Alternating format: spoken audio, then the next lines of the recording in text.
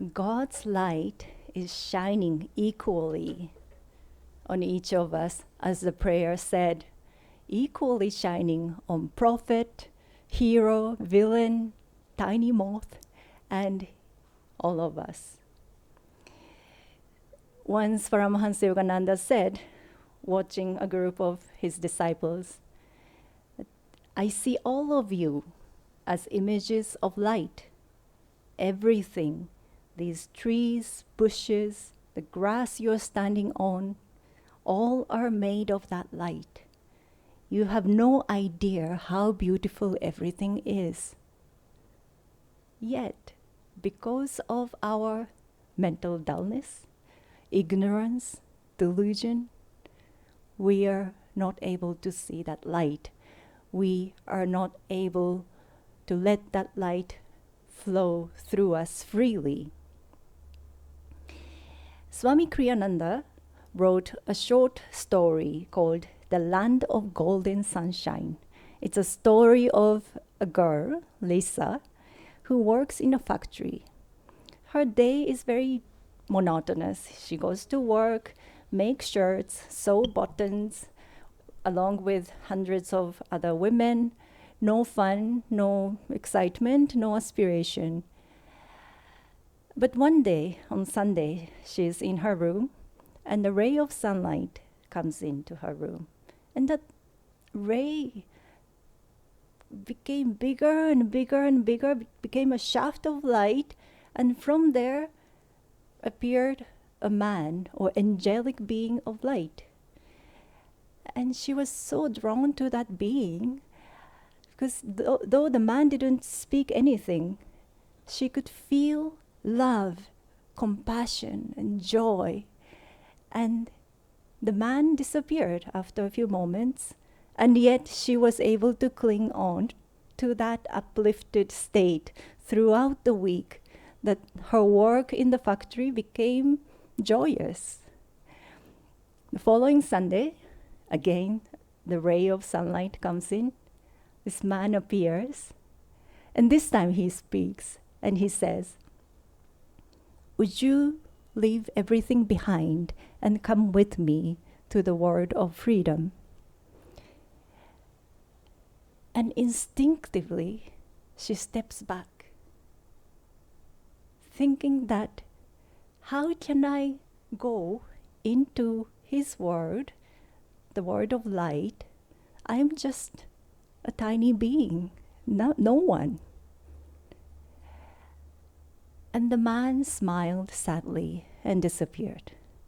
And Lisa regretted it throughout the week. And finally, the next Sunday, again he came back, luckily. He came back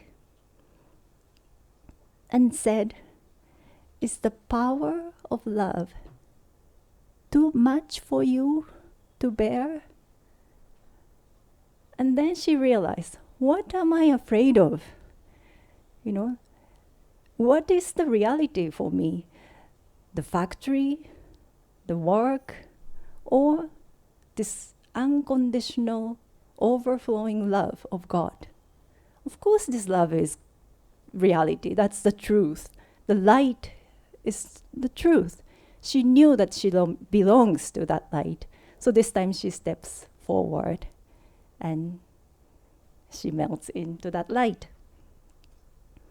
When God's grace comes to us, when it can come as light, but in any other form, joy, love, or as an opportunity in our life, or even as a test in our life, when it comes, do we step forward or do we step back, being afraid that, oh no, this is not for me?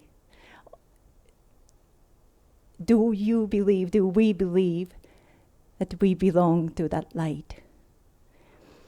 Or do we think that that light is only for the masters and the saints? The saints became saints because of, or as a result of many, many experiments over many lifetimes. They had they had the willingness to try and even to fail. They had the patience and they had the courage to step forward, to believe, to have faith in that light, in that love.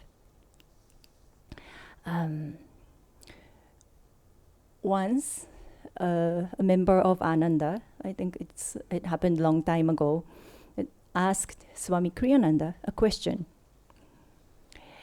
He said, "In my meditation, I have never seen the spiritual eye, the light. Is it because I am not advancing spiritually?"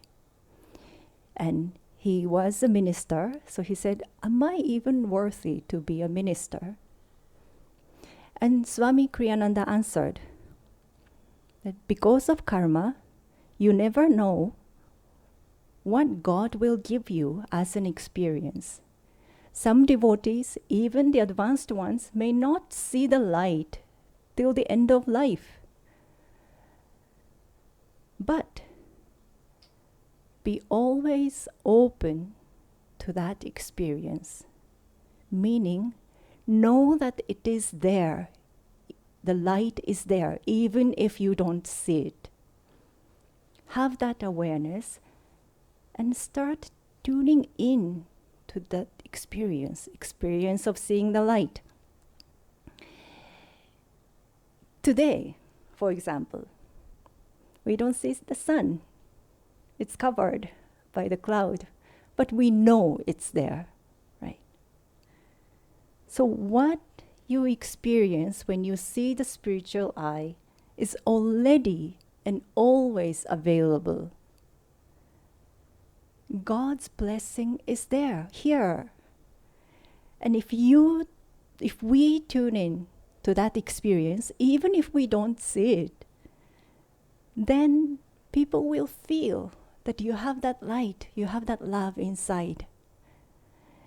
And you'll be able to share that light, that love with others, uplift others.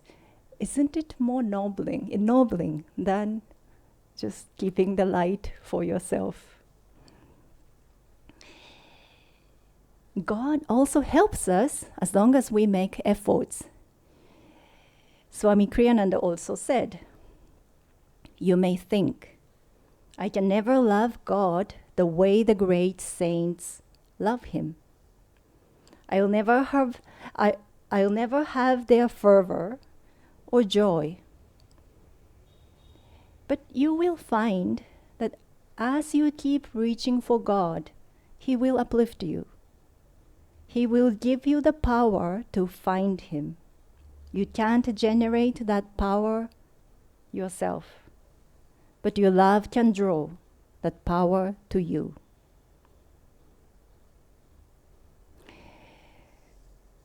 So we'll make efforts to make ourselves transparent, purify ourselves, purify our thoughts, purify our hearts. We want to have only nothing else other than the desire for God. And if we make an effort, He will help us. As the prayer said, "Master Cleanser, lend power to our efforts, that we may wipe away every last spot that clings to our minds, preventing free entry to thy light." So let us purify ourselves, and as Jesus Christ said, "The blessed are the pure in heart, for they shall see God." God bless you. Chika shared about a minister asking if he was even worthy being a minister if he cannot see the spiritual eye, which reminds me of a story which Dr. Lewis shared with Swami Kriyananda.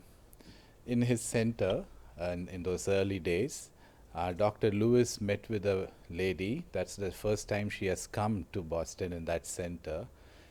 Day one during meditation, she could see the 1,000-petal lotus and light and the shaft of light and everything. She could see what is in the other room and beyond the other room, the buildings. she never came back. Because she, by her good karma, was able to see was able to receive a blessed experience, but was not necessarily spiritually advanced to cling on to that experience and walk till the end of the path. So, seeing light is not, or not seeing light does not in any way signify the spiritual progress. But it is our job to be aware of light, aware that we are all a being of light. Like the affirmation we just did before starting the satsang, after the meditation, we the what we are aware of, that's what we become. If we are aware that we are all beings of light, then we will be inspired to be inspired to be tuned in with that light. Now this light which we talk about, the redeeming light, is not the light which we can see with our physical eyes. This is pretty much under our control. We can dim it, bright it. But the light which the saints and masters refer to is that light which can be perceived, and it's beyond duality, beyond light and shade. And Paramhansa Yogananda, in his cosmic experience, he writes that, where he is sharing his experience of the cosmic consciousness in Autobiography of Yogi, and he writes, all objects within my panoramic gaze trembled and vibrated like quick motion pictures. My body, master's body, the pillared courtyard, the furniture, the floor, the trees and sunshine occasionally became violently agitated and melted into a luminescent sea of light, just like sugar crystals thrown into a glass of water dissolve after being shaken. The unifying light alternated with materialization of forms and metamorphosis, revealing the law of cause and effect in creation. An oceanic joy broke upon my calm, endless shores of my soul. The Spirit of God, I realized, is exhaustless bliss.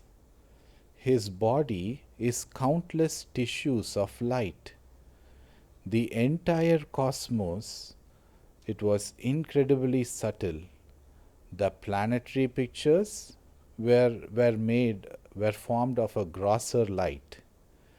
And after the experience, after his cosmic experience, Swami Shri Yukteswar and Paramhansa Yogananda, they go for a walk. When we set out later for a stroll, I was still entranced in unspeakable rapture. I saw our bodies as two astral pictures moving over a road by the river, whose essence was sheer light. And Paramhansa Yogananda, like again Chika referred, was able to see everything as light. God's body is tissue, is tissues of light. But how can we also perceive that light? Or how can we also become channels of light? That is a more pressing question which we are interested in. And in the same book, Autobiography of Yogi, Paramhansa Yogananda gives a solution. He shows the way. He says that by daily stilling my thoughts, he could release from the delusive conviction that my body was a mass of flesh and bones. The breath and the restless mind I saw were like storms which lashed the ocean of light into waves of material forms, like earth, sky, human beings, animals, birds, and trees. So the restless thoughts and the storm of breath, they lashed the ocean of light into materialization. And how do we still our thoughts? Bad news, we cannot. Good news, we can take control of our breath, and through that we can still our thoughts, which is what we learn in the basic meditation course. By practicing Hong Sau, we still our breath, and therefore we still our mind. And once we still these, or even relatively lower the rate of breath, we can perceive God as light, or in any of one of his eight aspects. And the second solution he gives is long concentration on the liberating spiritual I will enable the yogi to destroy all delusions concerning matter and its gravitational weight.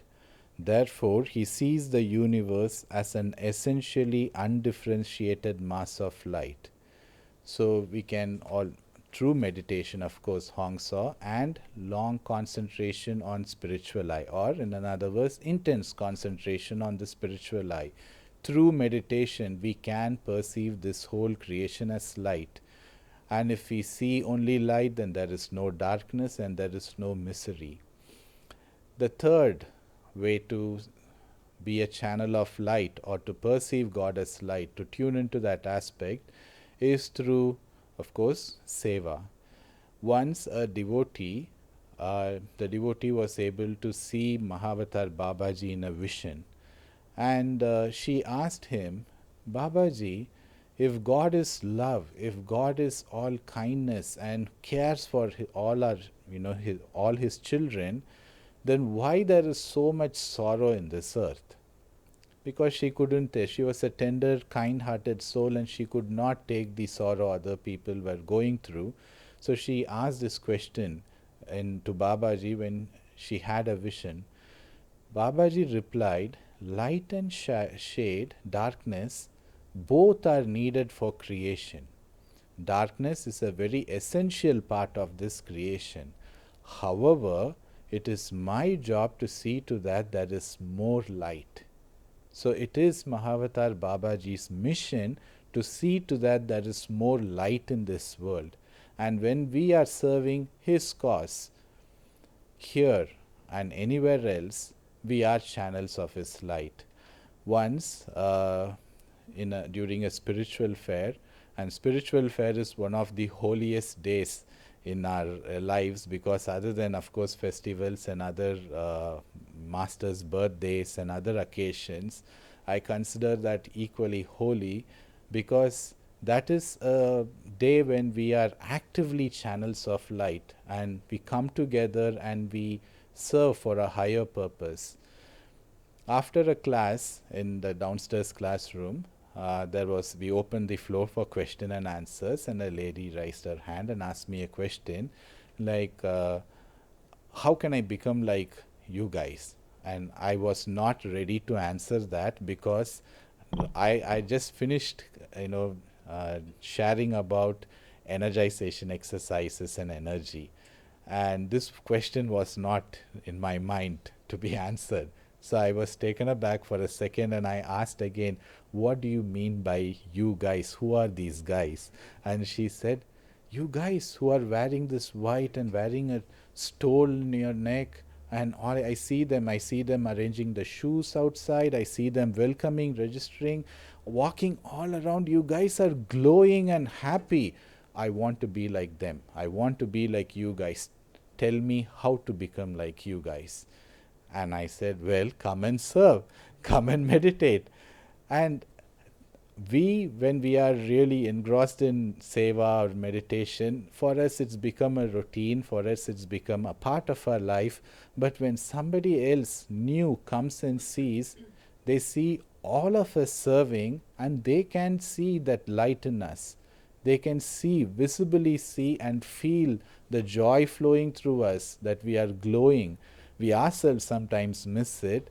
And that's the day I realized that we are channels of light when we serve the cause. So seva is another, very, very important way to be a channel of light, and always be aware that we are that light, and we unnecessarily attached And as Swami, Paramhansa Yogananda says, when we see that light, when we perceive that light, a wondrous joy also comes along with it. And we give conditions, we put conditions to our joy. Only if I get this, I will be joyful. Only when I achieve something, I will be joyful.